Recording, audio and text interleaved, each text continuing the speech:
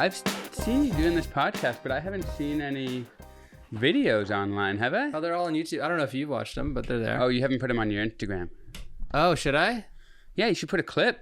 That's how Oh, people you're right. will know. Yeah. Damn. See, I'm gonna make a note of that. Put video clip.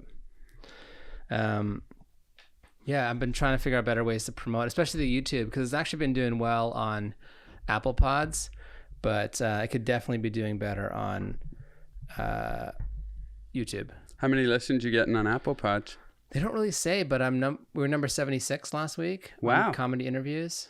So that's pretty good. That's great. Yeah. I haven't used Chartable to look at that. I haven't even looked at what Definitely DJ is. You should check it out. Yeah. And what category are you in? I think comedy. I don't know if I have comedy interviews. I should definitely put that as one of my categories. Yeah. Review and reviews is in a improv category. Oh, yeah? And it got up to like number 8 in Britain, but I haven't checked Definitely DJ because I just assume it's not doing well. Play to win. Yeah. I don't play to win with Definitely DJ, which definitely is a problem with it. I just play to have fun with that one, but that can be its own version of winning though, as long as your pod is having fun. Well, at first I started the podcast to just have fun with it, with the kind of belief that I would get good at it and then play to win. Right. So I think it's time to play to win. I've been having fun for a few years with it. Why don't you tell the people what it is? Oh, are we recording? Yeah. I was just pouring out my heart as a friend, personally. Well, I'll pick it up from here. No, it's called Definitely DJ, and it's a podcast very similar to this one. Just two comedy friends hanging out, drinking coffee. I've seen a bunch of the video clips now that you mentioned that I should be clipping and putting those clips on the Instagram. I've seen yours, and it didn't even connect that I should be doing that. You know what's funny, though, is Instagram stifles the traffic when you put up something trying to promote one of your own podcasts. Really? If I put up a video of me scooping a golf ball out of a river last week, like I was playing golf and I almost fell in, and that got 10 times more views than any clip I put up from my podcast. Wow. Instagram, Facebook, they're like, whoa, you trying to sell a product here? Right, you got to pay for that. Yeah, it does feel like even when I'm putting show flyers up now, like something happened. Like they're getting half as much attention. Yeah, they do it on purpose. They want you to pay. Wow. Yeah. But even with a paid ad, like when I have to run a paid ad sometimes, like they're not connecting. I hate it because they say too much text in this ad. I'm like, well, I have to put text in the ad. Like otherwise, it's just a picture of some people there. I know. But that's neither here nor there. But you were talking earlier about cruises and like what that's like and how you're done. Tell us about the cruise biz.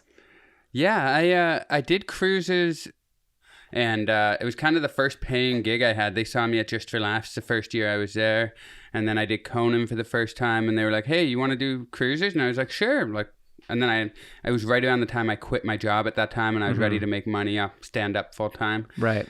And it was awful. It was the worst. So I did them for a couple years. I think I did maybe 15 altogether over 2 years. So I was doing them every couple months. Yeah. It wasn't like I was like gone the whole time. And how long are you gone for? You go for like a week, sometimes 2 weeks. And then a couple years ago, I said, I'm never doing another cruise. It just like, it really is the most depressed I've ever been. I know that sounds like hyperbolic, but like you're out there in the middle of the water. You don't like the crowd you're performing for. You're stuck in this terrible little cabin, no window. I was drinking too much at the time. Yeah. I'm sure it's free booze, right? Probably. It's like $1 a beer. Oh, okay. It's super cheap. It's not free, but it's cheap. So I stopped doing them, and then last summer, a comedian who I'd never met before, really nice guy by the name of Dave Burley. He was at Comedy and Magic Club, and he does a lot of cruises, and he saw me do my set. And he was like, the booking agency I work with, they book like Holland America, Princess, or better cruise lines. You'll have a better time. Let me put you in touch. I was like, cool. So then I did a showcase for them in Vegas over the summer, and then they liked me, so they started sending me out. And I did I did Holland America over the summer. I did an Alaskan cruise, which wasn't bad. Yeah. Still too long away from home, and is that the main thing? It's just like you're stuck. You're like treated like the worst parts of being a passenger and the worst parts of being an employee. Okay. So you get on, no matter how many cruises you've done, you got to do this like 2 hour safety training thing, and then and then like everybody talking to you every time they see you on the ship because, oh, you're the comedian. Right. Which is like, it's kind of like a microcosm of why celebrity sucks. Only you can't get away from it because you're stuck on this ship. Right. So you hiding in your room a lot? Oh, yeah. Big time. Yeah. Hide in my room, go up to the Lido deck to eat and have a hat on and hope nobody notices me. Go back, hang out in my room, and then do 3 shows and then get drunk in the crew bar all night and hope to sleep as late as possible so I can minimize the amount of time before the show the next day. Yeah. But then Alaska over the summer was actually really great. It was a cool excuse to see Alaska. And then I did that one. That was 2 weeks. Like I said, that was still too long to be away from home. And I'm a comedian. I want to be on stage every night. Right. You're only doing 2 shows, 4 shows a week on like the Thursday and the Saturday. Oh, you're not performing every day? No. Carnival you are. Carnival you're doing 2 or 3 shows a night, which is actually good for keeping your chops up, but bad because you're like, I don't want to perform for these people every night. Right. But then I did Princess. I did another Holland America cruise in December, and that one went down to like the Caribbean spots that a lot of them go to. Right. That one was okay as well because Holland America was the best one I've done, just how they treat you. You have a nice cabin with a beautiful window to the sea, and you're a guest, no name tag, all that. Then I did Princess for the first time at the end of December and beginning of January, and I had shows canceled because they said I was offensive. Really? Yeah, I did 3 shows on the one night, and it was in this club called Club Fusion on the ship, and my first 2 shows went okay. My 3rd show was like maybe a fifth of the room was filled out of like a 500 seat capacity, and everybody's spread out throughout the room. So it's like, it's a drab atmosphere, and everyone's so old on that ship. So the people who are there, like 80-year-olds who are almost asleep, like, I'm like, well, why are you even here at the show? I didn't say that to them, but I still tried to keep it really professional. But do you have to be clean?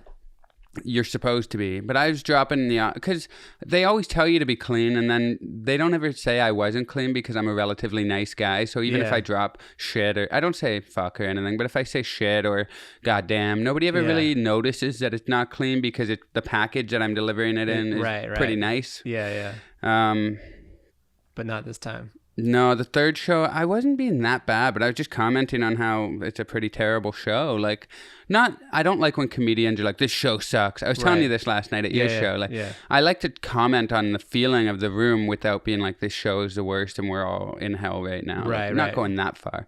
But, I don't necessarily feel the need to stick to a script, and I'm like, hey, look at this guy. He's sleeping over here. And there's TVs throughout the room to see my face because it's so big that people in the back can't see me on stage. Right. I'm like, wow, everybody's watching this bomb on TVs throughout the screen. It feels like, or throughout the room, it feels like we're watching CNN in here, Yeah. Bombs on the TVs everywhere.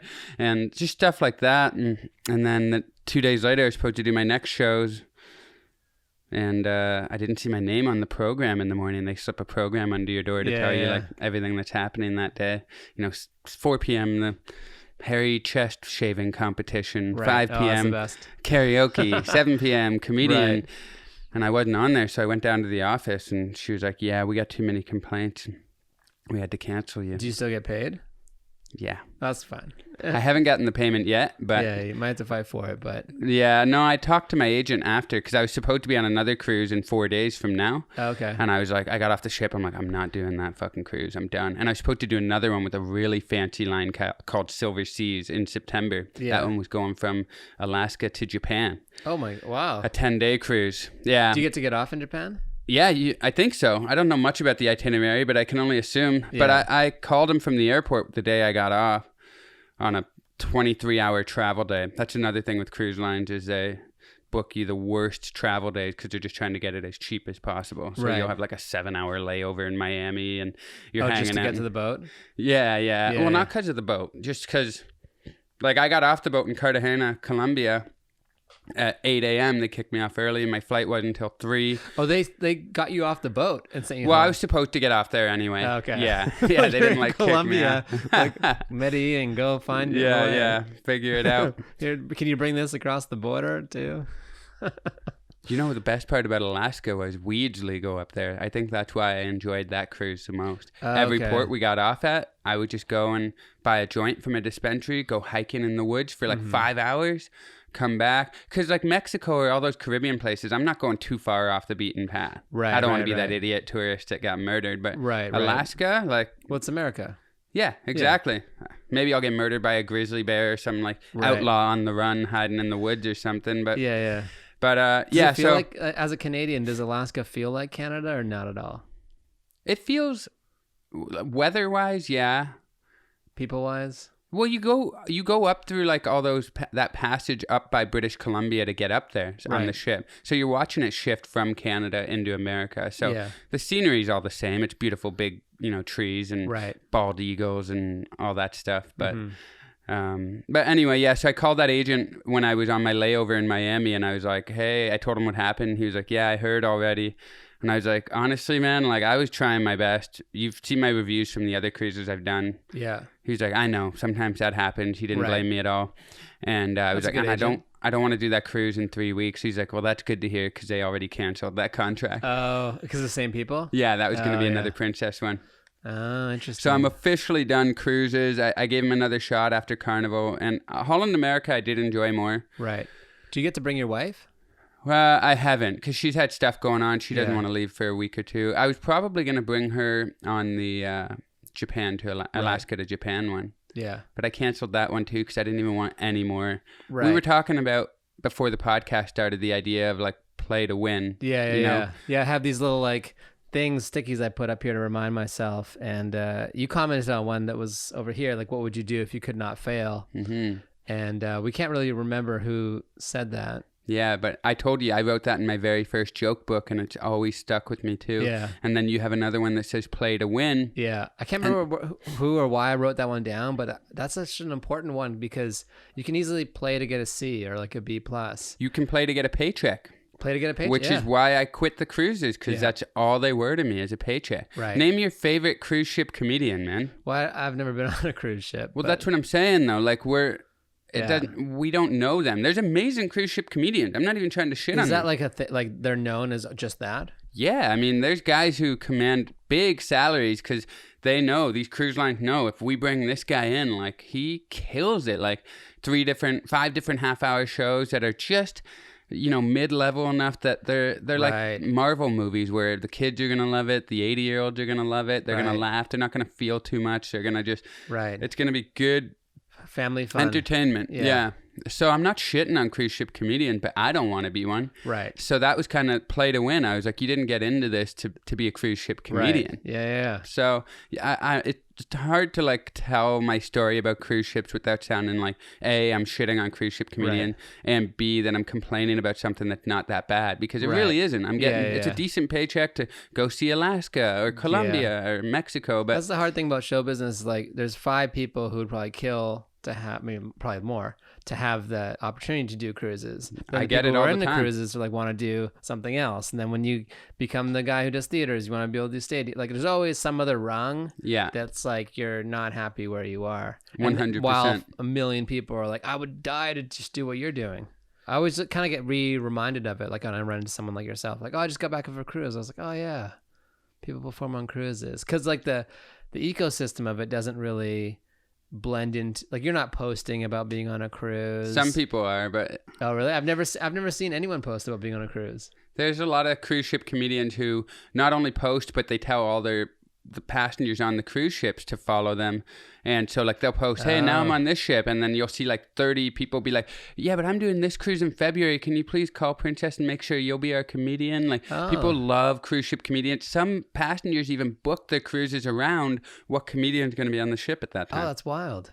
Yeah, it's if you're good at being a cruise ship comedian, like, people buy multiple houses off of it. Like, comedians make but it's a tough life. You're gone. It's like you're a mariner, man. You're like a fucking seaman. Yeah. Maybe if I could bring my kids with me and they would enjoy it. Maybe like a Disney cruise or something. I don't know if they have comedians on there. They do. And it's even more restrictive. I've heard nightmares about that. Oh, really? Somebody like made fun of Mickey Mouse and got fired. Oh, okay. Yeah. Shoot, I have an hour on that. But I agree. If you bring your family, you do a couple shows during the week. Yeah, I think that's the only, that would be like, that would make it a little bit enticing, especially if that was all like free or something, but it's hard to know. But we had a good time last night at the Oyster Bar, right? Mm-hmm. Yeah, it was good. I love open mics and, not necessarily an open mic, but I love mics like that. Yeah. That's like what I miss when I'm out on the sea. It's not a mic just because people are starting to think it's a mic. Oh, are they? Yeah, it's not a mic. Showing up. And what do you call it when it's not a club, but it's not an open mic? A bar show, I guess. A bar show. I love bar shows. It's a bar show where like there's loosely sometimes you can drop by and get on, but mostly it's booked. Yeah. But your show, those are the kinds of shows I miss when I'm gone. Yeah. Because you get to work stuff out. You got an audience. In the community. It's a good community show because like everyone there is like good and like there are comedians that are doing stuff and the energy is positive. Mm-hmm. Like we were saying earlier, you can like start like shitting on the room if it's not going well. And I would say that last show last night was like a 6 out of 10 in terms of where it was. Just like it was just a little more comedians than audience. It was a little bit a tougher crowd. And we were talking earlier on the show, there's been some people who just like lose it and like turn on the audience. Like, you should be laughing at me, brah. It's been, and then that gets laughs from the back of the room. And, yeah. It's really hard to put your ego aside in those situations and be like, this is just 5 minutes of my life. I'll be sitting back down again soon. Just work through the jokes you wanted to work through. Right. Just be comfortable in the silence. Yeah. Yeah. It's good to feel that again. That's definitely what it was for me last night. You came in after my set, right? Yeah, I missed it. My apologies. You didn't miss anything. But you've been playing to win. Like, you've been doing really good at the store. You kind of passed the first rung, which is great. Yeah. I see you getting like friends and family spots. Yeah, development spots. Just trying to. I've been in LA for over 3 years now. Yeah. And I feel the first few years, maybe I've been working my ass off, but I wasn't like focused on trying to get in at the store enough or the Improv or Laugh Factory even. So 2020, I kind of have a goal of like putting my energy into that specifically because it's a comedy store. Yeah. Like it's the best club in the world or one of them. Definitely in the top 3 to 5. I mean, other than the Cellar, I don't know who's really giving them competition. I mean, I think there's a lot of great clubs, but I think in terms of like the brand value, like Comedy Store and the Cellar have the highest brand value. Like obviously like Acme in Minneapolis or something, or Comedy Works in Denver. They're great clubs, but New Wise York, Guys LA. What's that? Wise Guys in Utah. Yeah. I haven't done it, but you said it was great. Oh, it was fantastic. Yeah. It was incredible. Yeah. Such a good I got to try to get in there. I've heard great things. And all the other New York clubs are great. And like Comedy and Magic is great.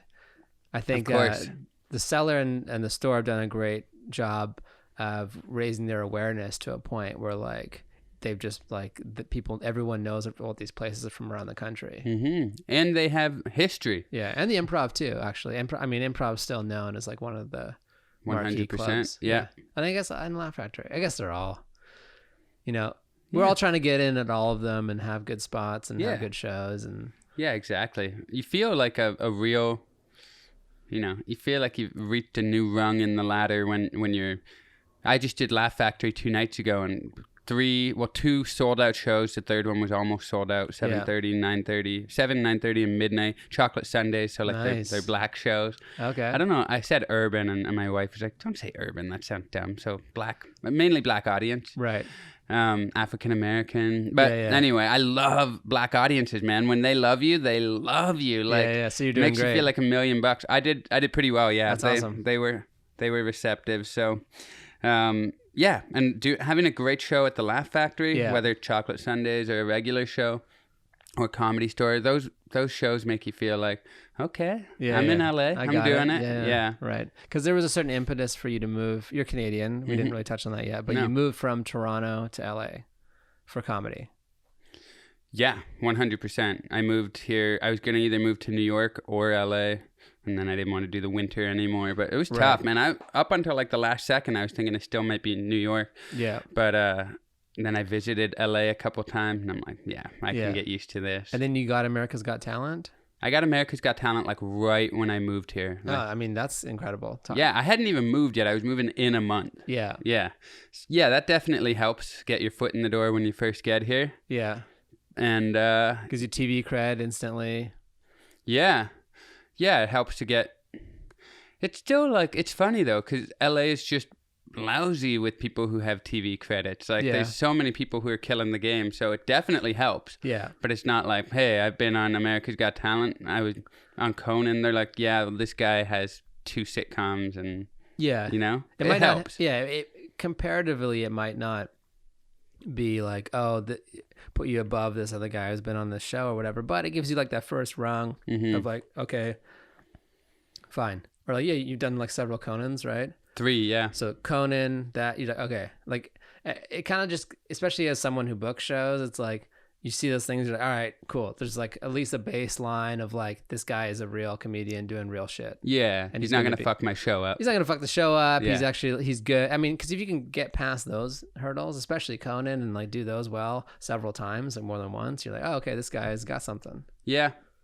Yeah, definitely. I feel the same way. I don't book a show, but when you meet someone, not that you value someone more as a person, but definitely as like, a comedian, you're like, oh, okay, I'm talking to someone. It's like a job application. Yeah. You like state school. Oh, Harvard.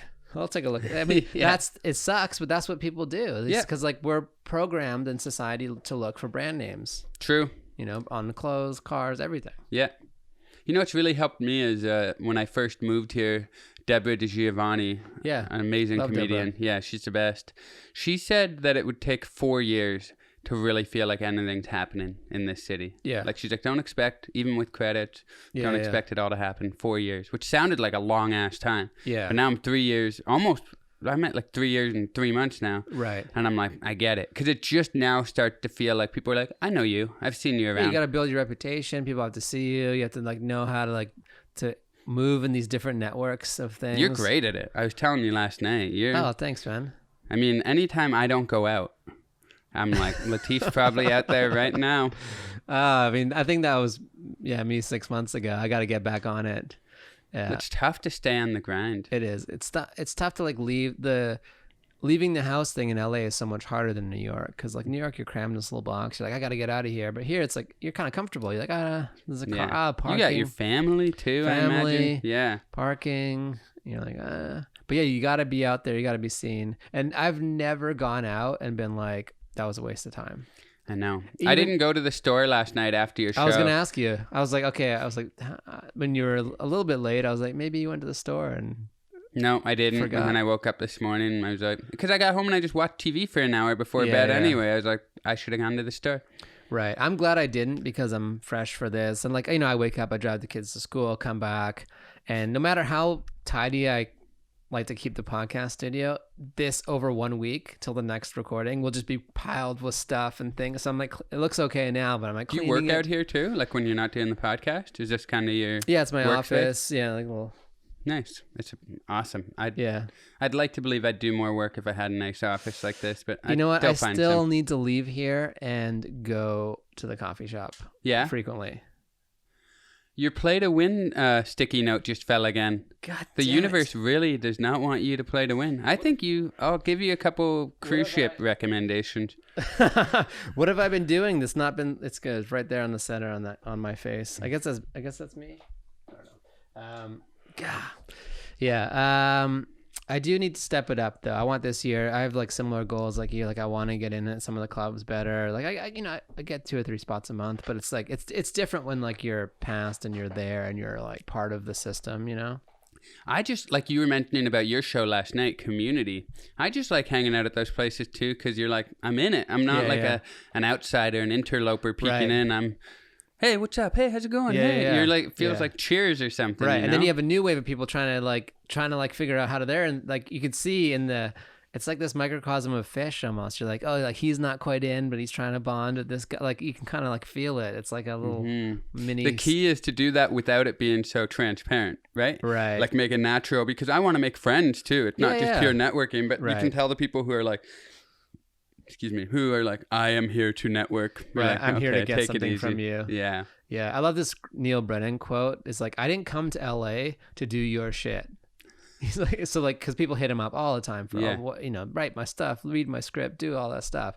And sometimes you got to remember that because you can so easily get like pulled in all these different directions. Yeah, what the hell am I doing here today? I didn't come to LA get out of here, DJ. Shit, Latif. That's been a great episode. I love Neil Brennan. Yeah.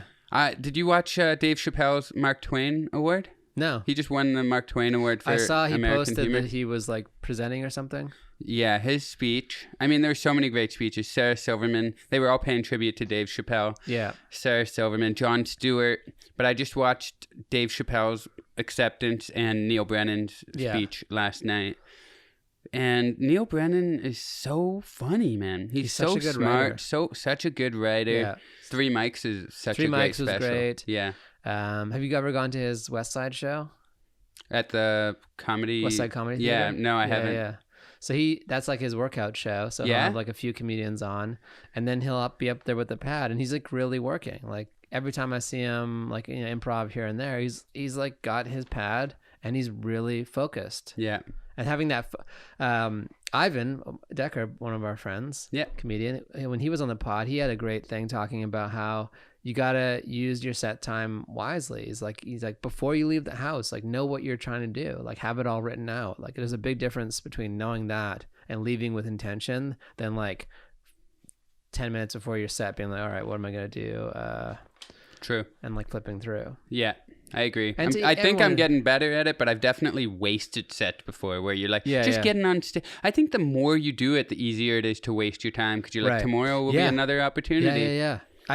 I started feeling like I wasted the last 3 sets. Like I was like, okay, I changed a word or two here, but did I really go in with the intention? Yeah. And I didn't. I know I didn't last night. I think I did last night. It's tough too. I was thinking about this 2 nights ago because I was at Chocolate Sundays and Kevin Hart popped in and did a half-hour drop-in spot at the Laugh Factory. He went up right after me. He was watching my set. I got off and Paul Elia, comedian buddy, was like, Kevin Hart's been watching your set back there. I'm sure he was in his own head, but not necessarily watching me. But he was there in the room and I got off and then I was talking to Paul, and I actually didn't hear him tell me that Kevin Hart was here and had been watching my set because he was whispering, and I can't hear with shit in the back of a comedy club. Right. And so all of a sudden the place just erupted. Yeah. And it was like 20 seconds after I had gotten off, I'm like, did the host just kind of say something funny about me that was so funny that the roof's blown up? Right. And I looked, and I was like, holy shit, Paul, Kevin Hart's here. And he's like, I know, that's what I've been telling you the last 20 seconds, dude. Oh, that's great. But I was just thinking how fame affords you that ability to work things out a little more. Yeah. Because he definitely had the least amount of laughs per minute out of anybody who went on that night.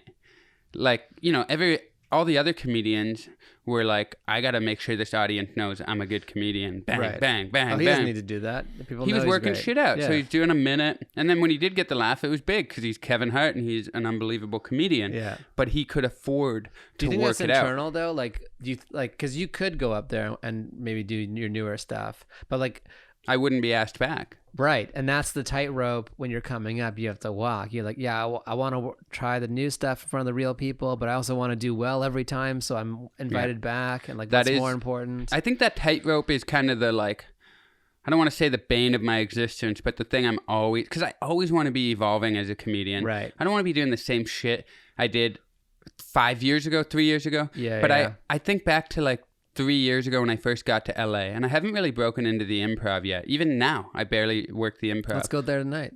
Yeah, let's do it. Right. We are, aren't we? Yeah, we're going. But I showcased for them when I first got here, and I was like, I've done Conan. I just did AGT. I'm sure they've seen that. I'm not going to do any of that material. Right. And I did newer stuff I was working on, and I had a decent set, but I haven't been asked back. Right. And that was me being like, no, I'm an artist. I'm going to show them my new stuff. And I look back, I'm like, no, that wasn't the time. That was the time to bring the heat. Yeah. So nights like last night at the Laugh Factory, I slipped in 2 new jokes for myself. That's great. In the middle. How long were you doing? 10 minutes. Yeah. So you have time to do like 3 in the middle or 4. Yeah.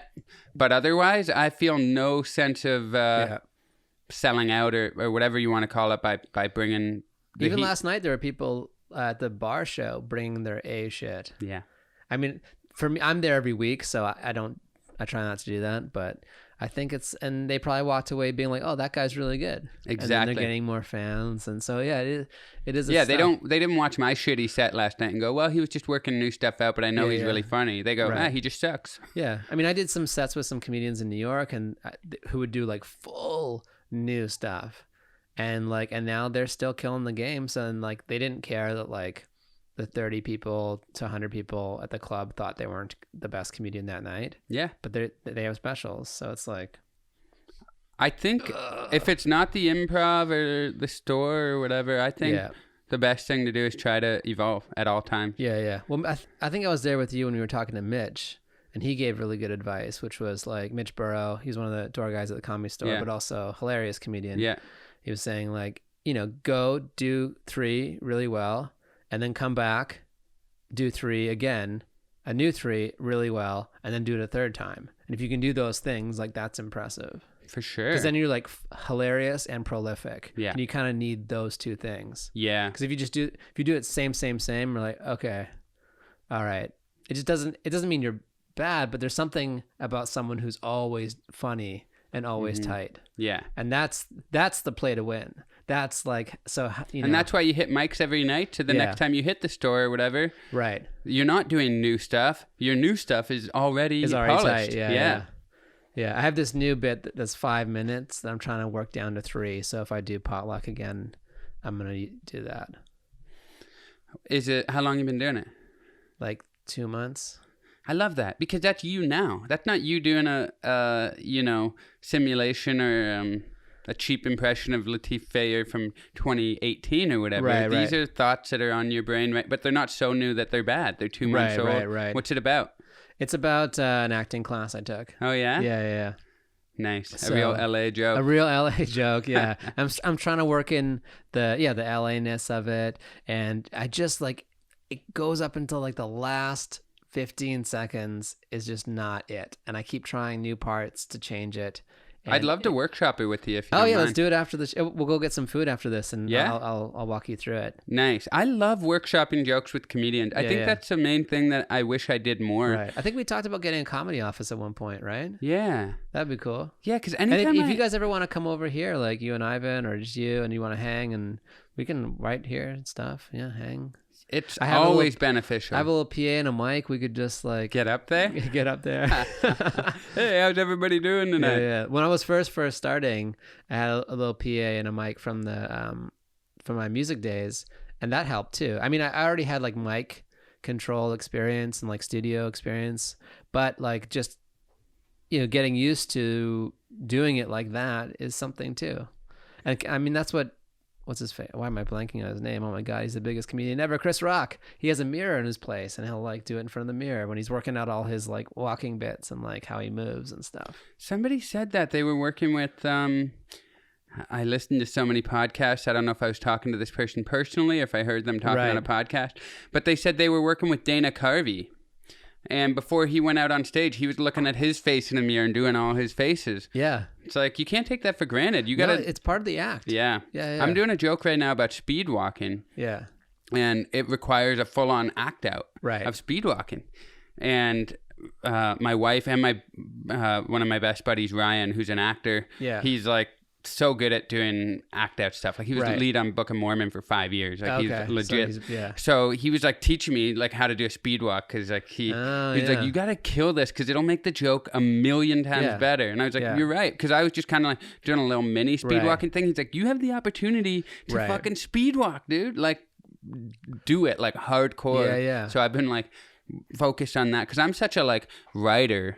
That I never took acting classes or anything. So for me, the thing I really have to focus on is the performance side of it. Yeah, because I mean, you got to use the stage, especially if you have like a big stage to move around on. Like people are watching you, and they're watching every movement. And their energy is predicated on your energy. So if you're standing, they can start shrinking in their seats. Yeah, absolutely. Yeah, we're all animals, so we watch each other and feed off of each other. Yeah. And if you really that's the key is selling it. Like you got to sell the act out just the way you sell the jokes. So if you believe in it, have the confidence to believe in your speed walk, like you believe in the joke, then people are into it, you know? Yeah. The second you're like, don't believe in it, in something, the audience is like, forget this guy. Yeah. There was a Canadian comedian who just had Bill Burr open for her. Do you know Aisha Alpha? Yeah. Yeah, she taped her special or something at Dynasty, and Bill Burr opened for her. Whoa. Yeah, I was like, damn, that's pretty dope. Yeah. Yeah. I don't know if she's... That's almost like... That's kind of scary. I don't mind following big people at all. I kind of like it. But for filming a special, you're counting on the audience forgetting that Bill Burr just performed for them and now paying attention to you for an hour. That's risky. That's a ballsy move. It's risky, but you know, it's always like, would you rather follow someone who does well or does bad? Exactly. Some people think they're like, oh, I'll follow the guy who sucks and I'll kill and show them, but no, you got to win back the audience. So riding the wave, she's riding. I'm sure Bill Burr's doing. You know, he's not going to bury her. You know, he's giving her a good setup and he wants her to do well. That's awesome. Aisha's great. I remember when she moved to Toronto back in 2010 or 2011, and she just kept moving on up, and now she's killing it in LA, and cool to see. It is cool. It's nice to see Canadians come down here and do well, because it's such a visa thing. I just met another Canadian last night, Rochelle. Yeah. Lozon, do you know her? Yeah, I know her from back in Toronto too. Okay, yeah. And so she's here trying to like make the move and stuff, and you're like, oh wow, it's like she's funny too, man. She was great. She was so funny. She did a great set last night. There's so much talent coming out of Canada, so I agree with you when you see like a Rochelle or Aisha but it's funny now that I've been here a few years. People come who I didn't know from back in Canada. Yeah. So you're like, oh, this person's Canadian? How did I not know about them? And it's like oh yeah, guy, I've been gone a while. Last night. Yeah. I was like, who's this guy? He's Canadian, blah, blah, blah. I was like, is it this guy? I'm like, I don't know. Yeah. But I guess, you know, you leave and they make more people. And that's the thing about our lives is like we think we are so important just naturally, because otherwise we would die and not take care of ourselves. But like I've done so many shows where I'm like, oh, I don't want to do my material because like I have 5 friends here who've all seen it.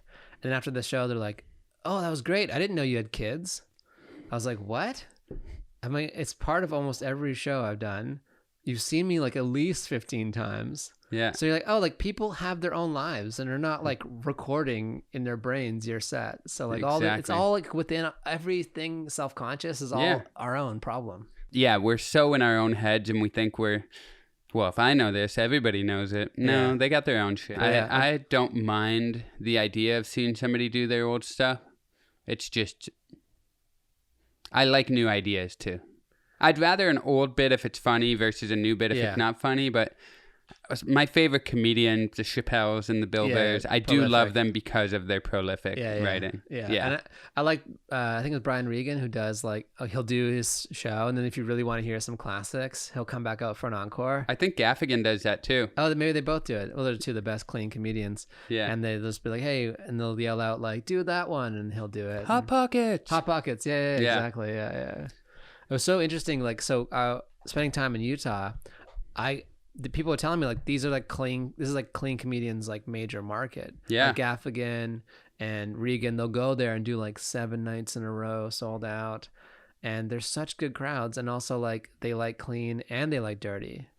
Like do they? They like dirty? I was wondering about that. Yeah, I mean I did clean shows with Ivan and Erica Rhodes, who's like mostly clean. Yeah. And then I went and saw Ian Bagg because they have like 2 clubs really close to each other. They're like 20 minutes away. So I drove from the one club to the other just to check his set. And it was, you know, Ian Bagg, Canadian guy, super dirty, so funny and destroying. Like, so like they have this like great sense of humor and they're out to have a good time. That's great. Yeah. And they like wanted to buy merch and like people are like, yeah, it was good. You had a good time. Yeah. It reminded me of Vancouver in a way because there's mountains all around and ski town. I've done a layover in Salt Lake City. I've never spent much time, but yeah it was beautiful. Oh, stunning. Yeah. Yeah, it feels like kind of like a secret. Like people are there, like, yeah, don't tell everyone. Yeah, all those Mormons. And some of those, like, you go out to eat and nothing on the menu is more than $10. And you're like, what? You can't get a salad in LA for $17. If you're a cruise ship comedian or any type of comedian where you're not based in one location and you're traveling around, that's cool. Or like if you do mainly colleges or corporates or something, because you can settle in a cheap place like that, raise your family, have a low mortgage, all that, without feeling the need to spend, you know, $1.5 million on a 2-bedroom here wherever, somewhere in LA. Yeah. If that's what you wanted. Yeah. Right. And that's another reason the nights that I don't want to go out to the Comedy Store or the Improv or something, I'm like, then why are you paying so much to live here? Right. Yeah. Why are you so close to everything if you're not in everything? Yeah. Yeah. Exactly. It's a major premium you pay in terms of like living here. Yeah. But it's just like, it's also opportunity because like things happen LA is a scene of like, who can do the job? Oh, you're here. You do it. Yeah. That's how it works. There's no roll call application. None of that stuff works here. It's like, you got to be in the mix and you got to be seen and known and all those things. Yeah. One thing I want to ask you, and you can feel free to not answer, but like everyone has a brand, you know, associated with like who they are. And like, I'm still figuring out like what my brand is. I guess some sort of like clean and family and stuff. And do you find that like you have hearing aids, that's always part of your brand? And like, how do you feel about that? And do you always address it when you're doing sets or do you sometimes? I didn't last night. I noticed you didn't do it last night, which is kind of like why I want to talk about it.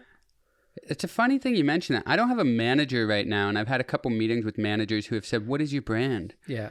And I'm like, I don't know. Like, it's not that I haven't thought about it. I went to school for business. I majored in marketing. I know how important it is. Right. But I don't know what mine is yet either because I don't want it to be just the hearing aids. Right. But they are a part of me, so I'm not running away from it. Right. But if, you know, I became the hearing aid guy, which I already kind of have become just because I wear them and I have a joke about, I have many jokes about them. Yeah. But... And they're great jokes. Thank you. Yeah. And I like my jokes about them because they are a big part of my life. Like, I'm deaf as shit. I was telling you I couldn't hear Paul in the back of the room. Like, it's a real thing. So I don't know what my brand is, but even like the clean thing, people very early on labeled me as a clean comedian, but I don't feel clean. Right. I like... You nailed it. You're a nice guy, so it comes, you feel like you're clean, but you're not. Yeah, I don't think clean, like... Right.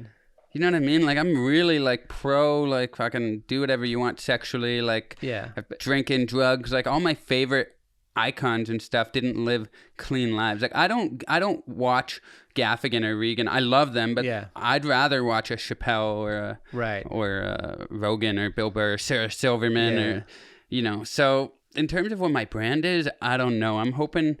I mean, they could also be asking that to gauge how comfortable you are with the hearing aid being part of it, you know, like, cause they're trying to feel you out. Yeah. So, you know, they have all these opportunities flying through their brain. So they're trying to figure out like where they're going to position you. And well, I've said this many times cause I get messages from teenagers or parents of small kids who say like, it's pretty cool that you are a comedian with hearing aids. Cause my son wears hearing aids or I wear hearing aids and I've been really ashamed of them, but seeing you be so open about them is really empowering for me. Yeah. And I love that shit. Yeah. I mean, that's great. I'm gonna cry. Yeah. It feels really good, but I think the reason I love it is because I'm just a guy doing regular things like with my hearing aid. Right. You don't have a chip on your shoulder about it. Yeah. So I think the day I started being like, I wear hearing aids. Remember, I wear hearing aids. I'm the hearing aid guy and I wear hearing aids. And I still do comedy.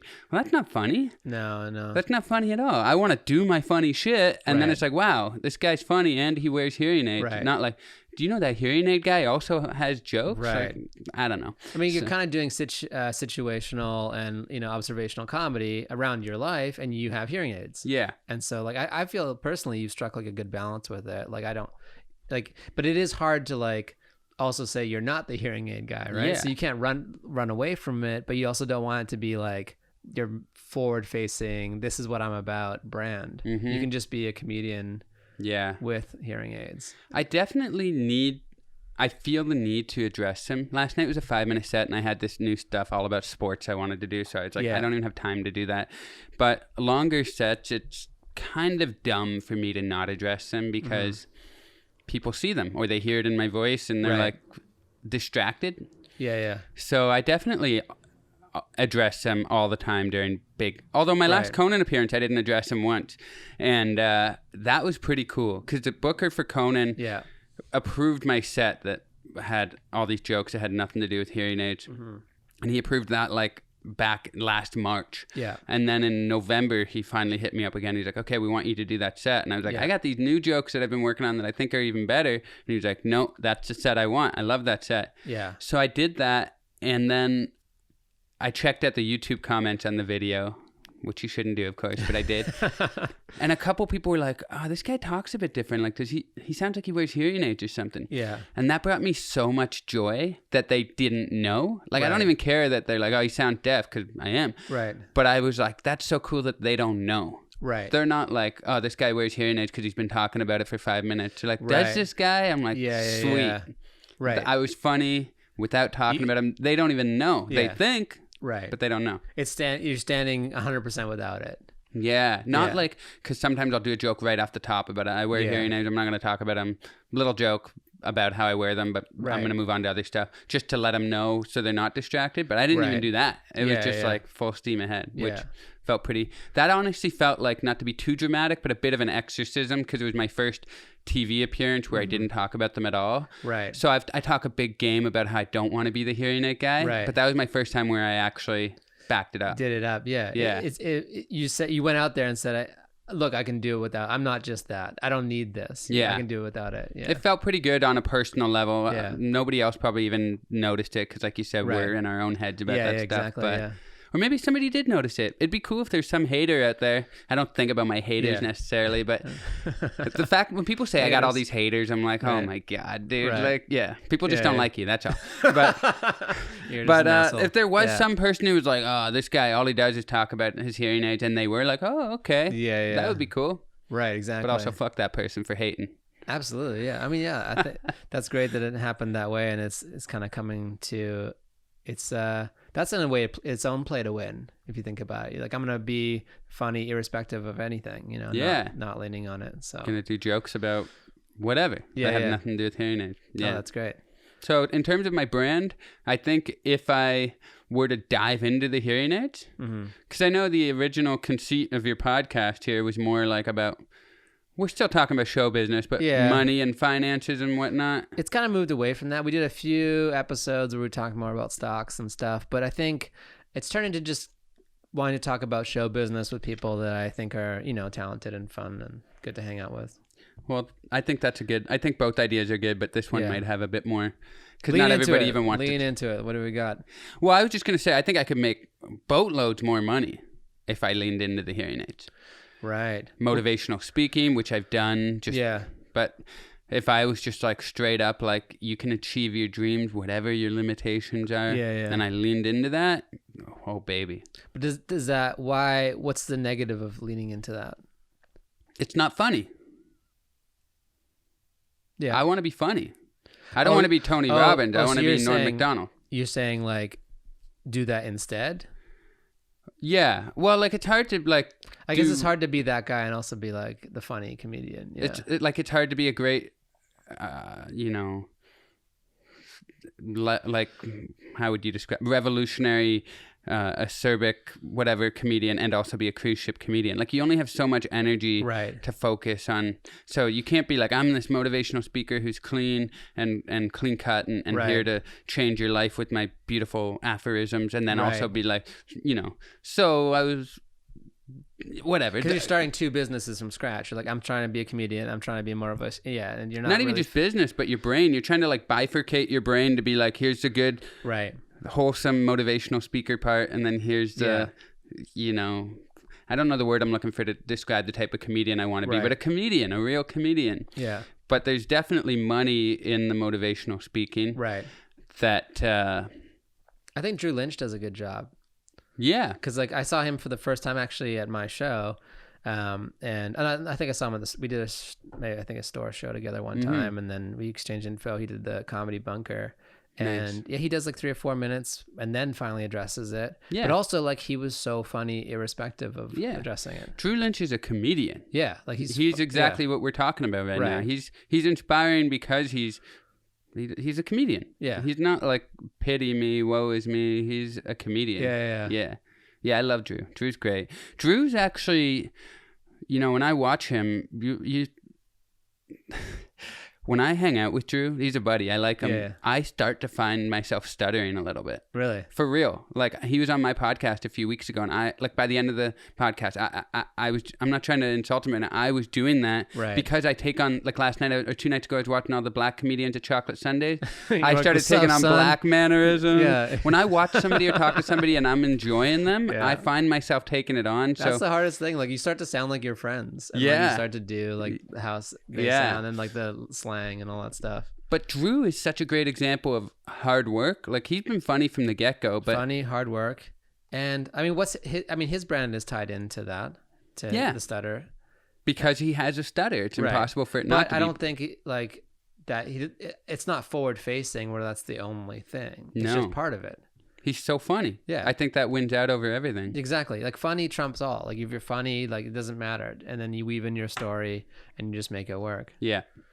And then he can also, if he wanted, do the motivational side of things. Yeah, if he wanted to. But I think what makes him funny or motivational is that he's just a funny dude with a stutter.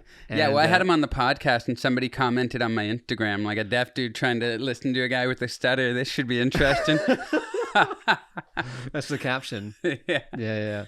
But he's great, man. His insight, the way he views his disability and everything too is, I think we're pretty simpatico in terms of how we try to approach it. Right. Yeah. Yeah. It's like you have a family, which is not a disability, of course, but if you were like, I'm going to lean into talking about my family exclusively, it feels like a prison of your own making. You got other things on your mind.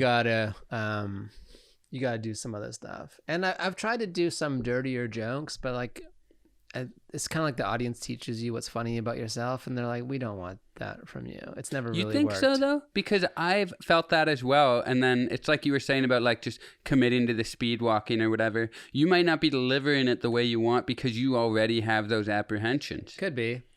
Because you're a fully formed human being. Why wouldn't you have dirty thoughts? Just because you have kids, you don't. Maybe my dirty jokes just aren't as clever or aren't as good. I mean, that could just very well be it too. Maybe.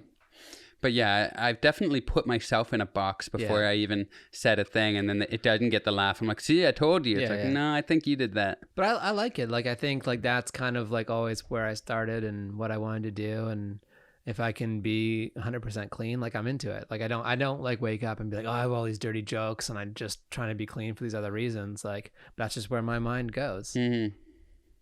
I think I mainly go clean. I don't know. When I did the Carnival cruises, they actually told me, could you have adult shows you have to do? And they were like, you're not being like racy enough on your adult shows. We need you to write more. So I did. I wrote a bunch of shit about like porno. Then you got fired. But like, I honestly was like, oh, I kind of like this. It forced me, because I kind of thought of myself as clean in the beginning. Right. And then that forced me to think differently.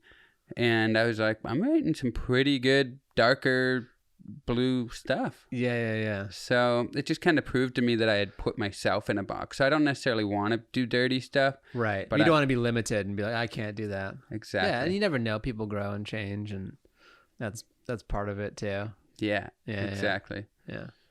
But it's funny because I'm getting kind of like less sexual and stuff as I get older. Like in my mid-20s, I was a bit crazier, you know? Yeah. Well, I'm married now and everything. Yeah. But that was the time when I was the cleanest, because I was like, I'm new, I want to get into all the clubs, and clean is how you do it. Yeah. But that was the time when I actually had the most stories to tell about. Right. So it's like, I'm not going to all of a sudden now be like, so 10 years ago, I was doing this crazy. When I was 28. Oh my God. Yeah. There's another saying. It's like, nobody wants a clean little boy or like a dirty old man, you know? Yeah. So it's definitely as you get older, you don't. Yeah. You don't want to be the old guy in the club. You don't want to be the old guy like, just leering around. It's so easy for an older person to leer. It's like, it doesn't take much. I think it was Fahim Anwar I saw at Comedy Store. I apologize if it wasn't him. I think it was his joke, but he said that creepiness, like when you see a creepy old guy, creepiness is just horniness that can't get out. Oh, that's funny. Yeah. It's just like they're not fucking anymore. So it's just like, you know, I think that was him, but whoever it was made me laugh, because it's like, that's exactly what it is. Yeah, that's a good insight. It's exactly what it is. Yeah, they're just like, I want to. I know I'm not going to be able to have sex with that girl, so I'm just going to fucking stare. Right. Be weird. Yeah. Yeah, because I mean, what can you do? You can't, they're not I guess that's why old guys with money grease the wheels with a little bit with that. Why they get weird, because they can. Right, they're can. Like, yeah, I'm gonna get that hot young girl because money.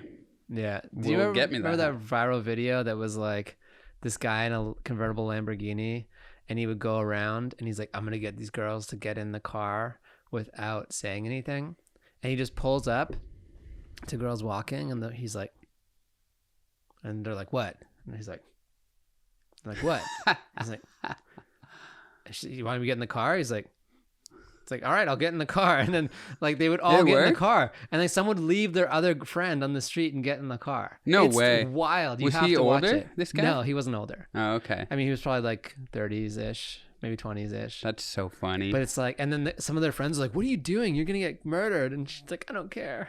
It's a Lamborghini. Right. See you later, losers. Right. That's I so wonder funny. if it would have worked with like a creepy old guy. Probably not. Would have been a lot harder. Yeah.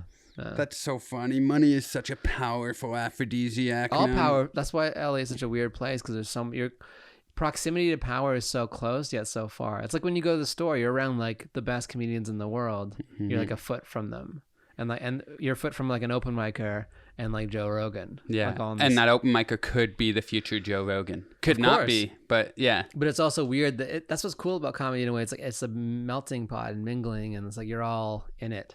Yeah. I was listening to Rogan talk to Bill Maher on his podcast. I love that one. That was so good. Such a good one. Yeah. But hearing their conflicting views on how they treat comedy, Bill Maher's like, I would never go to the store and just hang. Like, he does his own gigs and that's it. And it made me realize I kind of take for granted how deep into it Joe Rogan is. Like, and that's why he's so great too. But like, he didn't have to be there. He could just do his theater tours. Right. And so, yeah, when you're hanging out there and Rogan's 3 feet beside you and you're like, wow, I'm next to... And he's dealing with all the people who have to come up to him and like, because he's got such a big podcast, people like think they know him. And what stuff. An ego rush that must be, though. How do you stay normal when you're that big? Dude, I don't know. He's so normal. Like, is he though? Like, my question is like, is there something? I'm not trying to besmirch Joe Rogan because I love him and he seems like a cool dude. But how can you stay normal? I think because he's just a comedian. I think comedians are more normal than like if you were like some sort of like elite athlete, because your world is like closed off. You know, you don't have to talk to anybody. You're kind of like in your own thing. You have to talk to people at the Comedy Store, and you have to connect with people because you're trying to be relatable. I think if I were to get bigger, I'd follow Rogan's blueprint. Yeah, me too. You get better hanging out with other comedians. Oh, totally. And it's like, why wouldn't you want to be at the store? It's like going to the gym though. If you don't go for a while, you're like, I'm not gonna just go back and like. So I think if you never stop, then right. And it's like tonight, like I don't have a show, and I'm like, oh, what should I do? Like, it's like I want to go up again. Like, oh yeah. I'm not just. My buddy was visiting last week. Great friend, so it was fine. But he was here for 4 days. Yeah. So I just hung out. I didn't go out and do shows. Yeah. But 4 days. That's a long time. That's way too long. Yeah. And I had a college gig on the Friday. I had a gig at Laugh Factory on Monday, and then I was supposed to have a college gig on Friday, and it got canceled because of snow. I couldn't fly out to Minnesota. Right. So then I didn't go Friday or Saturday either, and I didn't have a show until Sunday. So I wasn't out doing comedy from Tuesday till Saturday. Yeah. And that's terrible. Like, that's bad time. for a comedian's soul and craft. And it's nice to be out there. I don't have a show booked tonight either, but I'm like, where am I going to go? Right. That's why. So I went to Utah for a week, and originally it was just a skiing trip with the family, and I was like, oh, this is too long. Like, why are we going to Utah for a week? Like, this is too much. Like, because I was like, it's a long time. And then I got one show. I was like, all right, it's been fine. And then I got another. I was like, okay, fine. I did 2 shows in 7 days, and then I got asked to stay 2 more days past the original 7 days. And so I had to eat a bunch of crow with my wife. She's like, oh, you want to stay now? It was a good trip now. I was like, yeah, it was. It's comedy. Yeah, but it was worth it. So I think if you're with a comedian, But I think this was great, dude. Thanks for coming. We're done? We can keep talking. Do you want to keep talking? I thought this was a 24-hour podcast. Oh, shit. I thought we were going to order in food. Oh, that'd be fun. Hey, the 24-hour podcast. Bro, you just cracked a whole new market. That's not a bad idea. That's not a bad idea at all. People listen to podcasts for like 3 hours now. The attention span of a listener now has just, as much as we talk about people's attention span getting shorter, podcasts, like What's the Guinness Book of World Record like length podcast? I don't know, but 24 hours seems pretty. I don't know. If podcast and like different people come in and like Postmates comes and you talk to the Postmate driver. That's not a bad idea. Bro, live streamed. Let's do it. You want to do it? I'm down. Yeah? Yeah. You want to do a 24-hour podcast? We'll do it from here. Yeah, just have people coming in. Yeah. You want to co-host it? Like me and you co-host it, or you just want to do it on your own? Yeah, we'll have a co-host. Can you get a third mic in? Yeah, I have 2 more stands. I'll borrow a mic from somebody, and you could have musicians come in for musical interludes. It turns into like a telethon. We raise money for charity. We're taking calls. That would be amazing. For real. That'd be funny. Hey, now play to win. Now whoever steals this idea, Play to win. Honestly, I need to make a new play to win sticker because the fact that it keeps falling off I think it's a sign. Something's not working. It's a sign that you've already won, my friend. Oh, I'm so far from winning. But hopefully this year, goals. We talk a lot about goals this year, And do you have let's put out 3 in the universe for you in terms of what you're getting. That'll be a nice way to wrap this baby up. I want to get passed at the Comedy Store. That's a real goal. Past the store. That's a great goal. I want to start doing more clubs around America. Clubs around America. And on a personal level, maybe not by the end of this year, but by the beginning of 2021, I'd like to buy a house with my wife. Love it. That's a great goal too. Yeah. Those are the 3 goals. It's a good. What about you? Oh man, mine keep changing. I want to get passed at one of the clubs this year. Mm-hmm.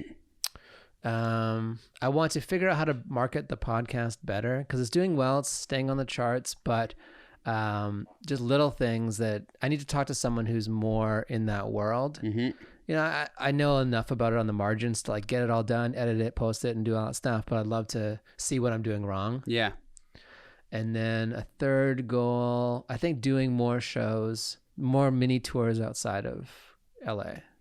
So I love going to New York like 3 or 4 times a year, but also like doing more stuff in the middle of the country or even if you wanted to do one, I'd love to do one with you. We hop in the car, we do like 3 or 4 shows, come back. Like it's so important to get out of LA.